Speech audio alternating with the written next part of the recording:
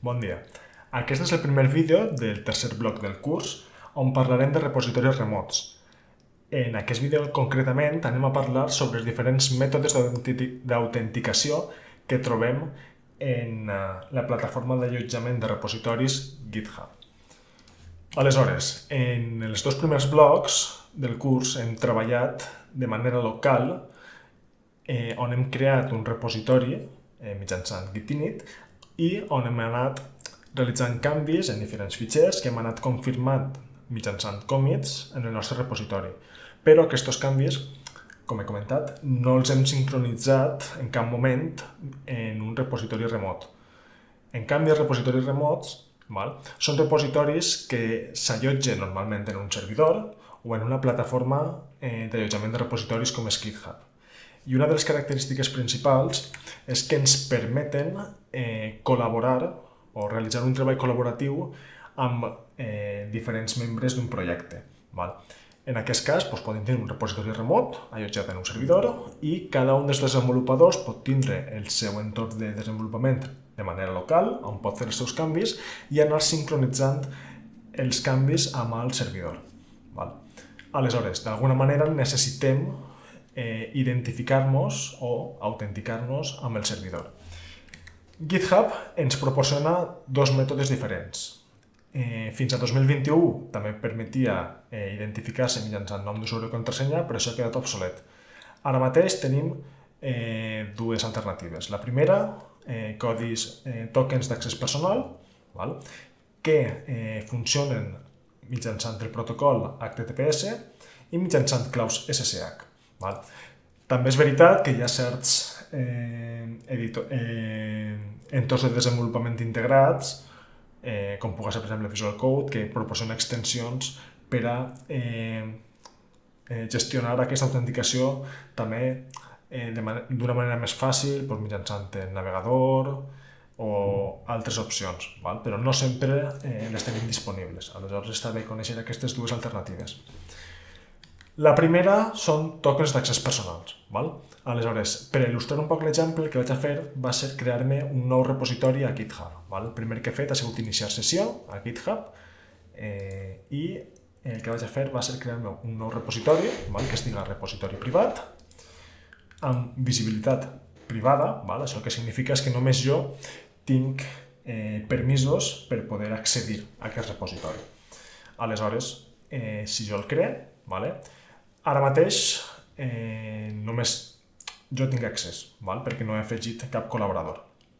Per a que no estigui buit, vaig afegir un nou fitxer, readme.md, i li vaig a dir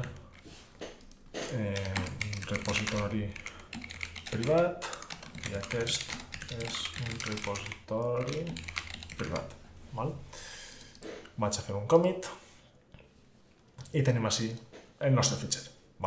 Aleshores, si jo vull portar-me aquest repositori al meu dispositiu mitjançant una operació de clon, aquesta operació la veurem en el següent vídeo, d'alguna manera necessito identificar-me amb el servidor.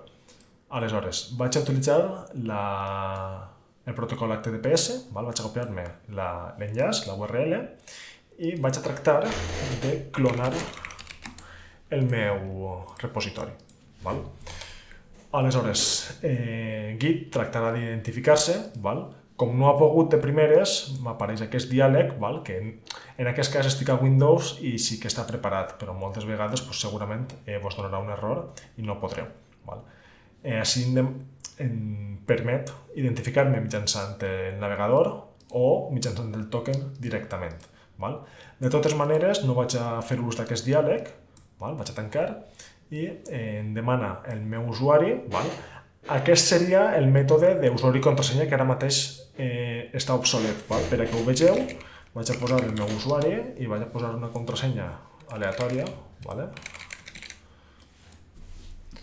Però, si vegeu, aquí te'n diu el suport per a l'autenticació mitjançant contrasenya s'ha eliminat a l'agost de 2021. Per tant, no podem utilitzar aquest mètode. Necessitem utilitzar-ne algun altre. Aleshores, anem a començar amb els tokens d'accés personal.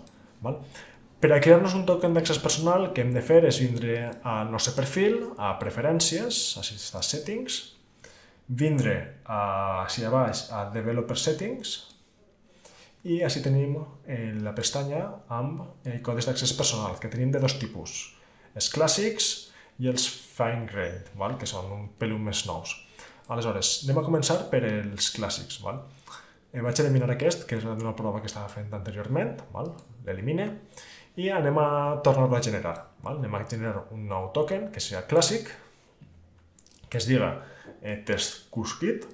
Així li puc dir, li puc donar una data d'expiració, per exemple, si s'ha posat 30 dies, però li podria posar jo la data d'expiració si ho considere que necessite, i així en els scopes puc seleccionar els permisos que té aquest token respecte al meu usuari. Per exemple, si jo ara el que necessite és poder accedir a repositoris, per exemple, puc seleccionar aquest permís, que és que li doni control sobre els repositoris privats. Però, per exemple, no seleccionaria el control sobre organitzacions i equips. Una bona pràctica és només seleccionar aquells permisos que realment necessites utilitzar. Aleshores, una vegada el tinc configurat, li puc donar a generar i m'apareix així. Aleshores, important, així de fet ens avisa, heu de copiar aquest codi i tindre'l accessible perquè una vegada ixes d'aquesta pàgina, si jo refresque, aquest codi l'he perdut, aquest token, i no el puc tornar a visualitzar encara que entri en els seus detalls. Aleshores, si el perdeu, l'hauríeu de tornar a regenerar. Així, de fet, us apareix un botó que us permet tornar-lo a regenerar. Però, que tingueu compte en aquest sentit. Aleshores, per a no perdre'l, vaig a fer un eco, així, i així el tinc accessible. Aleshores, vaig a tractar de clonar ara el repositori. Si recordeu el diàleg anterior, ahí podríem indicar directament el token, però a mi una manera que m'agrada és indicar-lo just davant de GitHub. Aleshores seria una cosa semblant a aquesta. En la URL, davant de GitHub, jo puc pegar el token i posar una arroba. Això és per indicar quin és el token que ha d'utilitzar per autenticar-se amb el servidor. Si jo no li dono, directament, ja m'ha clonat el repositori privat, on puc accedir, repositori privat, i puc veure que tinc els canvis que havia creat jo a GitHub. Aleshores, doncs ja estic autenticat i amb aquest repositori en concret ja podria realitzar les operacions que jo considere. En aquest cas, aquesta autenticació es guarda dins de la URL i en aquest repositori concret sí que podria treballar, però si tinguera un altre repositori nou, o si clonara un repositori diferent, doncs l'hauria de tornar a configurar la clau. Una altra opció seria aquesta, que és utilitzar el git config global credential helper store, i si quan et demana el prompt amb l'usuari i contrasenya, si poses el pad com a contrasenya i tens aquesta opció, el token es guardarà com a en un fitxer de text pla en el teu usuari i d'aquesta manera es queda guardat i ho pots gastar en tots els repositoris. Bé, anem a veure l'altre tipus de token. L'altre tipus de token vaig eliminar este i vaig a crear-me un nou, que de fet ja en tenia un nou, vaig a tornar a eliminar. Vaig a crear-me un nou, que es diga test cursekit, que en aquest cas és un fine-grained. En aquest cas, aquests tokens et permeten seleccionar d'una manera més detallada els permisos que té el token. Per exemple, permet seleccionar qui és l'owner. En el vostre cas, segurament només tindreu el vostre usuari. Jo en aquest cas també tinc altres usuaris, realment són organitzacions, perquè soc membre i tinc permisos d'administrador sobre aquestes organitzacions. Però bé, En el vostre cas, teniu el vostre usuari i ja està. També ens deixa seleccionar una expiració per al nostre token i també permet especificar sobre quins repositoris té permisos aquest token. Sobre tots, només sobre els públics o sobre aquells que jo selecciono. Aleshores, per exemple, jo puc seleccionar el repositori privat i aleshores este token sols tindria permisos sobre el repositori privat. Aleshores, per defecte no se li assigna cap tipus de permís. Aleshores, si jo vull donar-li permisos per realitzar accions, ho he de configurar. Aleshores, per exemple, així en repository permissions, si vull que tingui accés als continguts, necessite donar-li accés. I aleshores puc seleccionar si vull donar-li accés només per llegir o per llegir i escriure. Aleshores, no sé si ho podeu apreciar, però el control que tens en aquest tipus de tokens és més extens, tens molt més control que en els tokens clàssics. Aleshores, l'he dit read and write. Realment, per l'exemple, quan només vull llegir, vaig a posar-li read only i vaig a generar un token. Aleshores, així em fa un resum, vaig a dir-li que sí, que me'l genere, i de la mateixa manera, doncs me'l mostres en pantalla, me'l puc copiar i ara el puc utilitzar.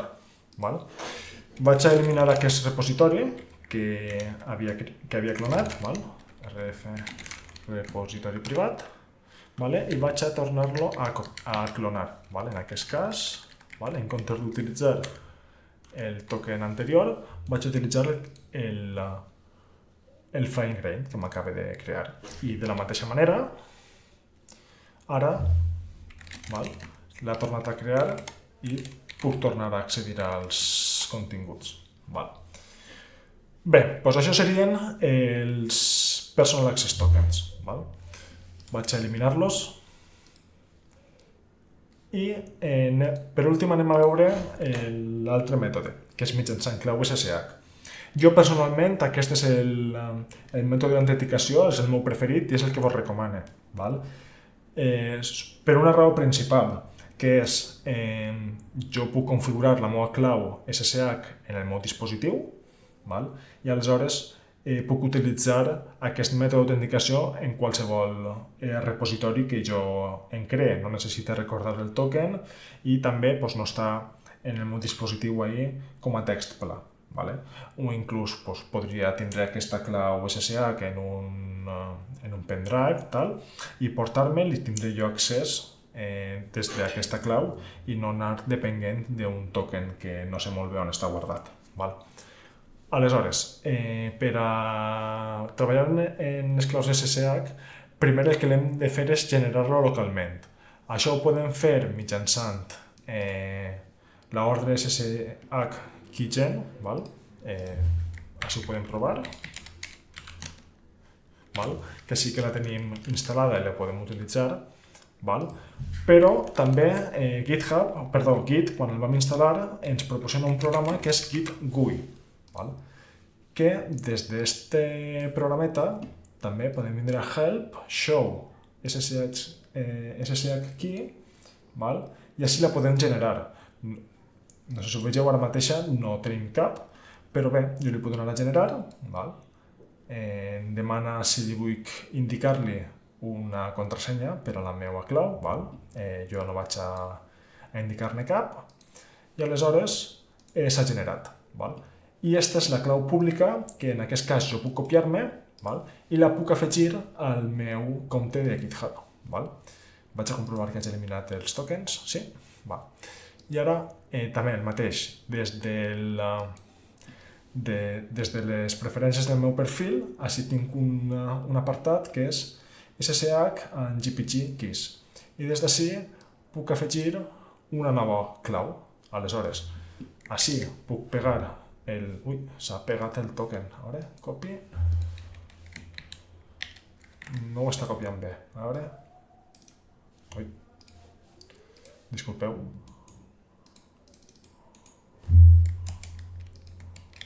Ara sí. Ja s'ha copiat i pegat correctament i li puc donar un títol que siga test SSH key plus git. I la puc afegir. Val? Una vegada ja he afegit la meva clau, val? Ara el que puc fer és tornar al meu repositori privat, val?